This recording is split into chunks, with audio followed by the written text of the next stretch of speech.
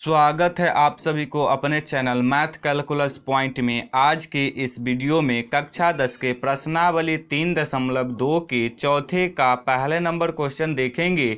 चौथे number question में दिया है, निम्न रैखिक समीकरणों के युग्मों में से कौन से युग्म संगत या असंगत है? यदि संगत है तो ग्राफीय विधि से हल ज्ञात कीजिए। तो सबसे पहले इन रैखिक समीकरणों के युग्म संगत है या असंगत ये बताना है। यदि संगत होगा तो ग्राफीय विधि से x और y का मान निकालना है। तो इसके लिए दो चर वाले रैखिक समीकरण का व्यापक रूप होता है a1x plus b1y plus c1 बराबर 0, इसको समीकरण 1 कहते हैं। और a2x plus b2y plus c2 बराबर 0, इसको समीकरण 2 कहते हैं। तो यहाँ देखिए इस बराबर के इस तरफ 0 होना चाहिए, परंतु 5 है तो 5 का पक्षांतर करेंगे तो 5 इधर प्लस में इधर आके हो जाएगा माइनस में। 10 का भी पक्षांतर करेंगे तो 10 इधर प्लस में इधर आके हो जाएगा माइनस में। तो अब लिख देंगे x प्लस वाई माइनस 5 बराबर 0, ये हो जाएगा समीकरण 1। और 2x प्लस 2y माइनस 10 बराबर 0, ये हो जाएगा समीकरण 2। अब समीकरण 1 को a1x plus b1y plus c1 बराबर 0 से तुलना करके a1 b1 c1 का मान लिखेंगे। तो इसके लिए यहाँ देखिए x का गुणांक इसमें a1 है और इसमें x का गुणांक कुछ नहीं तो 1 है, तो a1 का मान हो जाएगा 1। तो अब यहाँ पे लिख देंगे यहाँ a1 बराबर 1। अब देखिए y का गुणांक b1 है और इसमें y का गुणांक कुछ नहीं तो 1 है, तो b1 का मान हो जाएगा 1।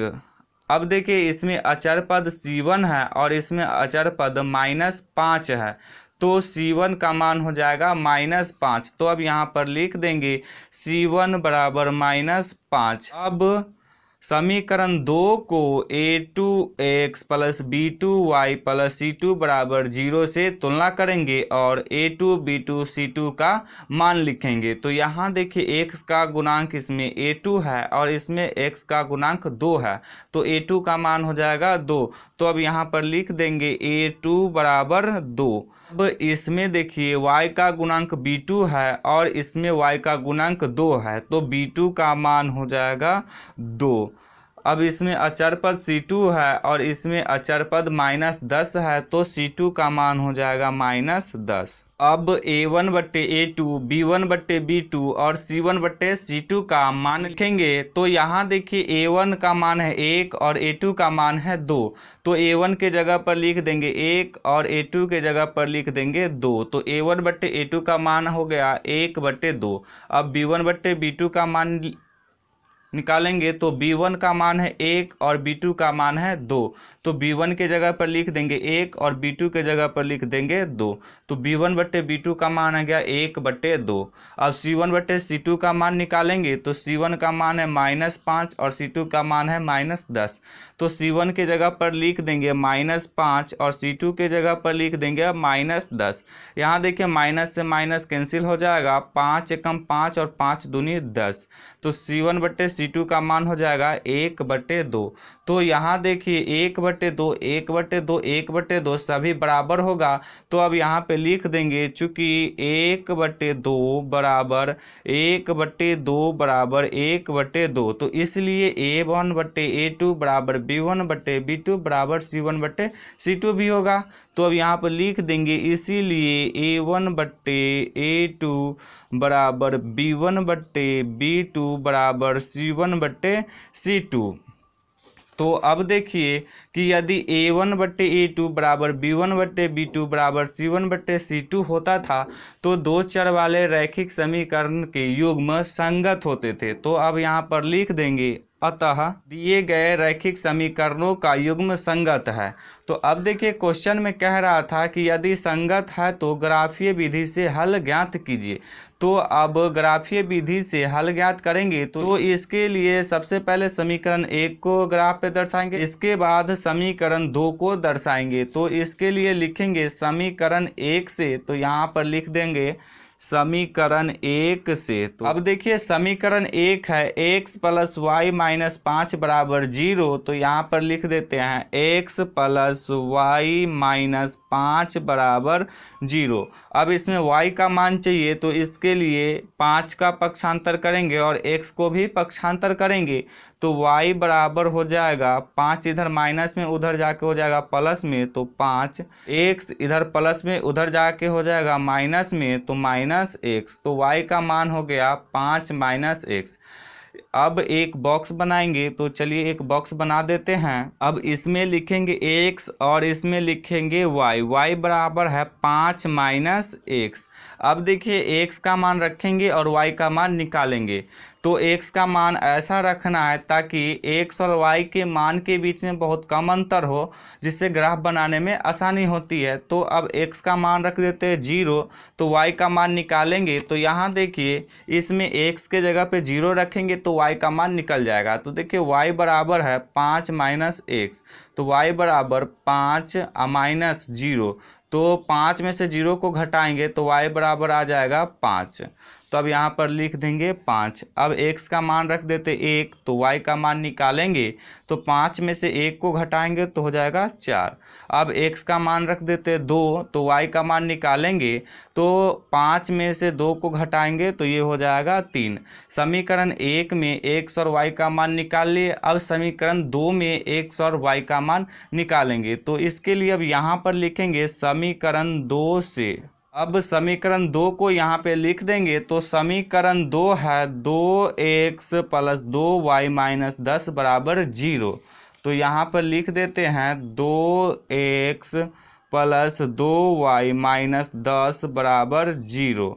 अब देखिए इसमें भी y का मान निकालना है तो इसलिए इन दोनों को पक्षांतर करेंगे तो 2y बराबर 10, 2x इधर प्लस में उधर जाके हो जाएगा माइनस में तो -2x। अब देखिए y का मान निकालना है तो इसलिए 2 का भी पक्षांतर करेंगे तो 2 इधर गुना में उधर जाके हो जाएगा भाग में, तो y बराबर हो जाएगा 10 - 2x/2। अब एक बॉक्स बनाएंगे तो चलिए एक बॉक्स बना देते हैं। ये बॉक्स बना दिए। अब इसमें x लिखेंगे और इसमें y लिखेंगे। y बराबर आया है 10 - 2x/2। तो अब x का मान रखेंगे और y का मान निकालेंगे तो x का मान रखते हैं 0, तो y का मान निकालेंगे तो y बराबर आया है 10 - 2x/2। तो अब x के जगह पे x का मान रखेंगे तो x का मान 0 लिए है तो यहाँ पे 0 रखेंगे तो 10 - 2 × 0/2। तो 2 को 0 से गुना करेंगे तो 0 हो जाएगा तो 10 - 0/2। 10 में से 0 को घटाएंगे तो 10 हो जाएगा तो y बराबर हो जाएगा 10/2, ये कट जाएगा 5 से तो y का मान आ जाएगा 5। तो अब यहाँ पर लिख देंगे y का मान 5। अब x का मान 1 रखेंगे तो 2 को 1 से गुना करेंगे तो 2 हो जाएगा, 10 में से 2 को घटाएंगे तो 8 हो जाएगा, 8 को 2 से भाग देंगे तो 4 हो जाएगा, तो y का मान हो जाएगा 4। अब x का मान 2 रखते हैं तो y का मान निकालेंगे तो x के जगह पे 2 रखेंगे तो 2 को 2 से गुना करेंगे तो 4 हो जाएगा,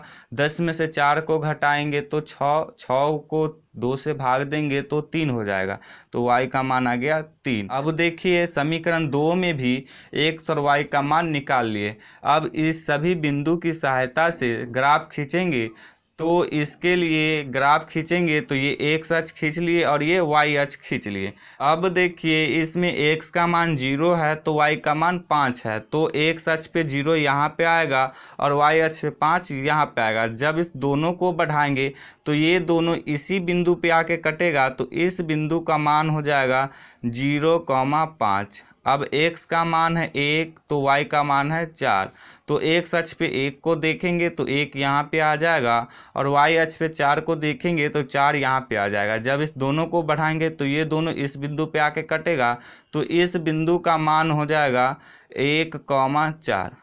अब देखिए x का मान 2 है तो y का मान 3 है, तो x का मान 2 यहाँ पे हो जाएगा और y का मान 3 यहाँ पे हो जाएगा। जब इस दोनों को बढ़ाएंगे तो ये दोनों इस बिंदु पे आके कटेगा तो इस बिंदु का मान हो जाएगा 2,3। अब देखिए इस तीनों बिंदु की सहायता से एक सरल रेखा खींच देंगे, वही हो जाएगा समीकरण 1 का ग्राफ। तो चलिए खींच देते हैं। तो ये हो गया समीकरण 1 का ग्राफ। तो अब समीकरण 1 को लिख देंगे। समीकरण 1 है x प्लस वाई माइनस 5 बराबर 0। तो अब यहाँ पर लिख देंगे x प्लस वाई माइनस 5 बराबर 0। अब समीकरण 2 का ग्राफ खींचेंगे तो समीकरण 2 में देखिए x का मान 0 और y का मान 5 है, तो x का मान 0 5 यहीं पे आ जाएगा। x का मान 1 और y का मान 4 है, तो x का मान 1 और y का मान 4 यहीं पे आ जाएगा। x का मान 2 और y का मान 3, तो x का मान 2 और y का मान 3 यहीं पे आ जाएगा। तो जो समीकरण 1 का ग्राफ होगा वही समीकरण 2 का भी ग्राफ होगा। तो समीकरण 2 को भी लिख देंगे इस पे। तो समीकरण 2 है 2x प्लस 2y माइनस 10 बराबर 0।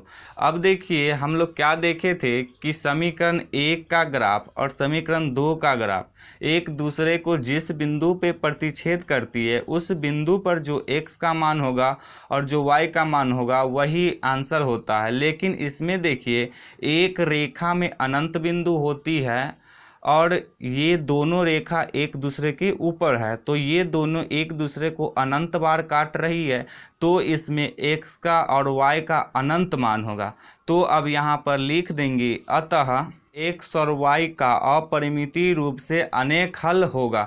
तो यही हो जाएगा इसका आंसर। अब देखिए अनेक हल कहने का अर्थ यह हुआ यदि x का मान रखेंगे और y का मान निकालेंगे इससे, तो जितना हो सके उतना निकाल सकते हैं। यहाँ देखिए यदि x का मान हम 3 रख देंगे तो y का मान निकालेंगे तो y बराबर यदि 5 में से 3 को घटाएंगे तो 2 हो जाएगा। x 3 रखे तो y का मान 2 हो जाएगा। तो इसी तरह से निकलता रहेगा।